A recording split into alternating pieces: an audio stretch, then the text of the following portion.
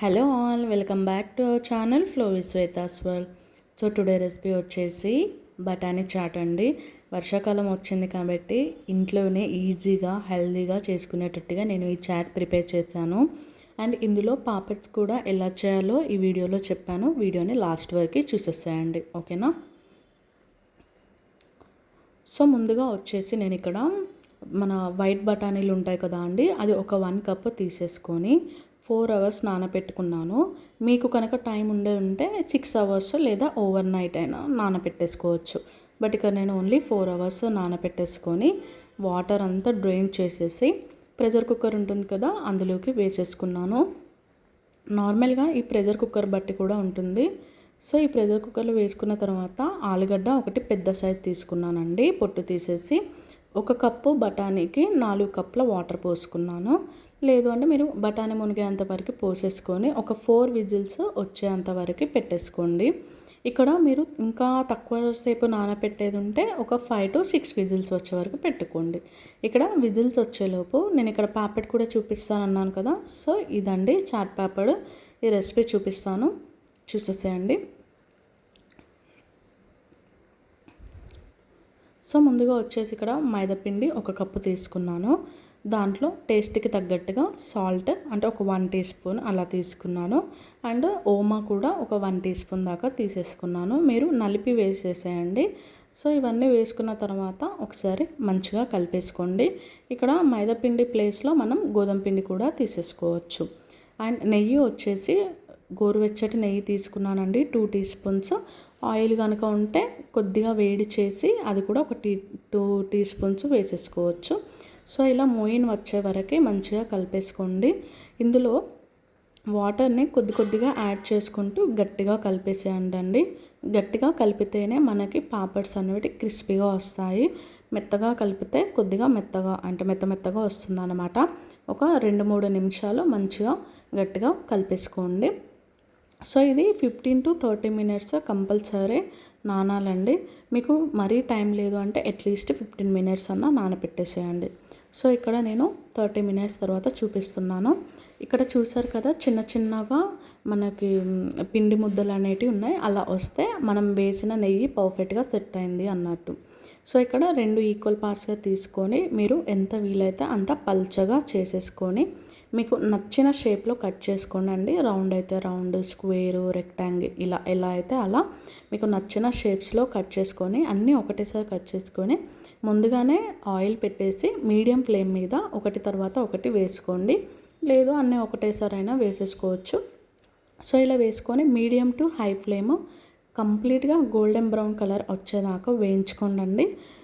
కంప్లీట్గా సిమ్లో అయితే పెట్టకండి, మీడియం టు హై ఫ్లేమ్ మీద పెట్టే మీరు ఇవి పాపడ్స్ అనేటివి వేయించుకోండి. అంతేనండి, సింపుల్. ఇక్కడ మీరు ఒకటి గమనించారా, ఇక్కడ మనం ఆలుగడ్డ వేసుకున్నాము.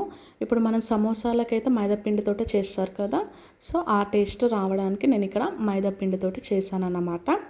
సో మనం గోధుమ పిండితోటి కూడా చేసేసుకోవచ్చు. సో ఇది పక్కకు పెట్టిన తర్వాత మనం ఇందాక విజిల్ పెట్టుకున్నాం కదా, ప్రెజర్ అంతా పోయిన తర్వాత చూద్దాము. ఇక్కడ ఆలుగడ్డలు కూడా మంచిగా ఉడికిపోయాయి, బఠానీలు కూడా ఉడికిపోయిందండి. ఇక్కడ ఆలుగడ్డలు ఒక ప్లేట్లోకి తీసేసుకోండి. తీసుకున్న తర్వాత మనము ఇక్కడ నీళ్ళు కూడా ఉన్నాయి కదా, ఆ నీళ్ళని కూడా వేస్ట్ చేయకుండా అలాగే ఉంచండి. సో ఇక్కడ నేను బఠానీలు ఉడికినాయో లేదో చూస్తున్నాను. నాకైతే పర్ఫెక్ట్గానే ఉడికింది. ఇన్ కేస్ మీకు కనుక ఉడకలేదు అంటే ఇంకొక విజిల్ పెట్టేసి ఉడికించుకోండి. సో ప్రెషర్ కుక్కర్ బట్టి కూడా ఉంటాయి కదా అండి, సో అందుకే చెప్తున్నాను. సో ఇక్కడ వాటర్ని మొత్తం కంప్లీట్గా స్ట్రెయిన్ చేసేసేయండి, వాటర్ ఏమీ లేకుండా. వీటిని మనము ఈ వాటర్ని కమ్మింగ్ రెసిపీలోకి వాడతాము. సో అందుకే ఈ వాటర్ని పడేయకండి, ఇలాగే ఉంచేసుకోండి. సో ఇప్పుడు మనం స్ట్రెయిన్ చేసుకున్న బఠానీలు ఉన్నాయి కదా, అందులోకి వెళ్ళే ఒక 1 టేబుల్ స్పూన్ తీసి పక్కకు పెట్టేసుకోండి. మనము తీసుకున్నదే తక్కువ క్వాంటిటీ కాబట్టి 1 టేబుల్ స్పూన్ సరిపోతుంది. ఇన్ కేస్ మీరు 2 కప్స్ తీసుకునే ఉంటే 1/2 కప్ మందము బఠానీలు తీసుకొని ఇలాగా మెత్తగా స్మాష్ చేసేసి ఇందులోనే ఉడకబెట్టిన ఆలుగడ్డలను కూడా వేసేసి కచ్చాపచ్చాగానైనా స్మాష్ చేయండి, లేదా కంప్లీట్ స్మూత్గానైనా స్మాష్ చేయండి. బట్ నేను ఇక్కడ కొద్దిగా ఆలుగడ్డ ముక్కలు అనేవి ఉంచాను. సో ఇలా కంప్లీట్గా స్మాష్ చేసుకున్న తర్వాత పక్కన పెట్టేసి ఇప్పుడు మనం బఠానీని ఎందులో అయితే అంటే బఠానీ చాట్ని ఎందులో అయితే చేయాలనుకుంటున్నామో అందులో ఆ మూకుడు పెట్టేసుకొని అందులో 1 టేబుల్ స్పూన్ ఆయిల్ అండ్ జీలకర్ర వచ్చేసి 1 టీ స్పూన్. ఇక్కడ ఆనియన్ నేను మీడియం సైజ్ తీసుకున్నానండి. మీకు ఆనియన్ ఎక్కువగా నచ్చదు అంటే చిన్న సైజ్ తీసుకొని వేసేసుకోండి. బట్ ఇక్కడ మాకు కొద్దిగా ఆనియన్ ఫ్లేవర్ నచ్చుతుంది కాబట్టి ఆనియన్ ఎక్కువ తీసుకున్నాను. యాక్చువల్గా రెసిపీలోకి అయితే ఒక చిన్న సైజు ఆనియన్ సరిపోతుంది. సో ఇలా మగ్గిన తర్వాత ఒక చిన్న క్యారెట్ని తురుముకొని వేసేసుకున్నాను. ఇది కూడా మంచిగా మగ్గిన తర్వాత టమాటోని ఒక మీడియం సైజ్ తీసుకొని వీటిని కూడా చిన్న చిన్నగా ముక్కలుగా చేసేసుకొని కట్ చేసుకొని మంచిగా మగ్గనివ్వండి. ఇదంతా లో టు మీడియం ఫ్లేమ్ మీద పెట్టుకుంటేనే టాస్ చేసేసేయండి. తర్వాత అల్లం వెల్లుల్లి పేస్ట్ 1 టీ స్పూను లేదా 1/2 టీ స్పూను అండ్ పచ్చిమిర్చి ఉన్నాయి కదా, అవి 2 తీసుకొని చిన్న చిన్న ముక్కలుగా చేసుకున్నాను. పసుపు వచ్చేసి 1/2 టీ స్పూన్ వేసేసుకొని మళ్ళీ ఒకసారి కలిపేసుకోండి. సో ఇక్కడ మనం తీసుకుంది కొద్దిగా ఎక్కువ అమౌంట్ కాబట్టి దీన్ని ఒక 5 మినిట్స్ మగ్గనివ్వండి. అలా మగ్గిన తర్వాత కంప్లీట్గా సాఫ్ట్ అయిపోతుంది కదా, అలా సాఫ్ట్ అయిన తర్వాత టేస్ట్కి తగ్గట్టుగా సాల్ట్ వేసేసుకోండి. అండ్ కారం చూసుకొని వేసుకోండి, ఎందుకంటే మనం పచ్చిమిర్చి వేసాం కాబట్టి.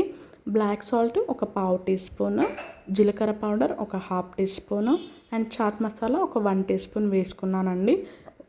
ఉంటే బాగుంటుంది, లేకుంటే స్కిప్ చేయవచ్చు. కాకపోతే నిమ్మకాయ వాడుకోండి ఆ ప్లేస్లో. And amchur powder complete optional అండి, ఉంటే వేసుకోండి లేకుంటే లేదు. బట్ చాట్ మసాలా ప్లేస్లో నిమ్మకాయ వేసుకోండి. బట్ చాట్ మసాలా ఉంటే బాగుంటుంది టేస్ట్. సో ఇవన్నీ ఒకసారి కలిపేసుకున్న తర్వాత ఇందాక మనం స్మాష్ చేసుకున్న ఆలుగడ్డ బఠానీ ఉంది కదా, అది కూడా వేసేసుకొని ఉడకబెట్టిన బఠానీలు కూడా వేసేసుకొని ఒకసారి కలిపేసేయండి. సో ఇది మీడియం ఫ్లేమ్ మీదనే పెట్టుకుంటూ కలిపేసుకోండి. ఇందాక మనం వాటర్ స్ట్రెయిన్ చేస్తాం కదా, ఆ వాటర్ని ఇందులో పోసేసుకొని మీకు సరిపోతే ఓకే, సరిపోకుంటే ఇంకా ప్లెయిన్ వాటర్ పోసుకోండి. అండ్ ఇక్కడ చిన్న నిమ్మకాయ సైజ్ అంతా చింతపండు తీసుకొని దాన్ని ఇలా జ్యూస్లా చేసుకున్నానండి. అండ్ మేక్ షూర్ అండి, చింతపండు కనుక బాగా పులుపు ఉంటే కొద్దిగానే వేసుకోండి, లేదు తక్కువ పులుపునే ఉంటే నేను చూపించిన క్వాంటిటీలో వేసుకొని సరిపోతుంది. సో ఇప్పుడు స్టవ్ని హై ఫ్లేమ్లో పెట్టేసి మంచిగా మగ్గనివ్వండి, మీకు నచ్చిన కన్సిస్టెన్సీ వచ్చే వరకు. సో ఇలా మగ్గుతున్నప్పుడు ఉడుకుతున్నప్పుడు ధనియా పౌడరు ఒక 1 టీ స్పూన్ లేదా 1/2 టీ స్పూన్ వేసేసుకొని మళ్ళీ ఒక్కసారి కలిపేసుకొని same medium to high flame పెట్టుకుంటూ మధ్య మధ్యలో కలుపుతుంటూ ఉడికించుకోండి. అండ్ ఇది మధ్య మధ్యలో కంపల్సరీ కలపండి, లేకుంటే అడిగంటిపోతుంది. సో ఇలా మీకు నచ్చిన కన్సిస్టెన్సీ వచ్చే వరకే ఉడకపెట్టేసుకొని ఇందాక మనం చేసుకున్నాం కదా పాపడ్స్, అవి కూడా వేసేసేయండి. కానీ వేస్తే బాగుంటుందండి, వేసి చూడండి, టేస్ట్ చాలా ఎన్హాన్స్ అవుతుంది. సో ఇవి కొద్దిగా ఒక 10 అట్లా తీసుకొని వేసేసుకొని మళ్ళీ ఒకసారి కలిపేసుకున్నాను. ఇక లాస్ట్కి మనకు నచ్చిన కన్సిస్టెన్సీ వచ్చిన తర్వాత కొత్తిమీర కూడా వేసేసుకొని ఒకసారి కలిపేసుకొని స్టవ్ ఆఫ్ చేసేసుకోవడమే. సో ఇక్కడ చూడండి, కొద్దిగా పల్చగా ఉన్నప్పుడే స్టవ్ ఆఫ్ చేయండి, ఎందుకంటే చల్లారిన తర్వాత దగ్గరగా వస్తుందన్నమాట. సో ఇలా కొద్దిగా పల్చగా ఉన్నప్పుడు స్టవ్ ఆఫ్ చేసుకొని మనం సర్వ్ చేసేసుకోవడమే. తినే టైం వరకు మనకి థిక్ కన్సిస్టెన్సీ అనేది వస్తుంది. సో ఇలా సర్వ్ చేసేసుకొని దానిపైన మనం వేయించుకున్న పాపడ్స్ని అండ్ సేవ్, ఆనియన్స్ అండ్ మీకు నచ్చితే చట్పటా ఉంటే అది వేసుకోండి, లేదు అంటే మనం పెరుగుతోటి సర్వ్ చేసుకోవచ్చు. సో ఇక్కడ నేను పెరుగుతోటి సర్వ్ చేసుకున్నాను. అండ్ ఫైనల్గా మీకు నచ్చితే టమాటో ఉంటుంది కదా, వాటిని చిన్న చిన్న ముక్కలుగా చేసుకొని సర్వ్ చేసేసుకోవడమే. నిజంగా అండి చాలా టేస్టీగా ఉంది అండ్ కంఫర్ట్గా కూడా ఉంది. బయట తినే కంటే ఇలా ఇంట్లోనే ఈజీగా సింపుల్గా ప్రిపేర్ చేసుకోవచ్చు. ఏమంటారు? మీకు కనుక ఈ వీడియో నచ్చితే ప్లీజ్ లైక్ చేసి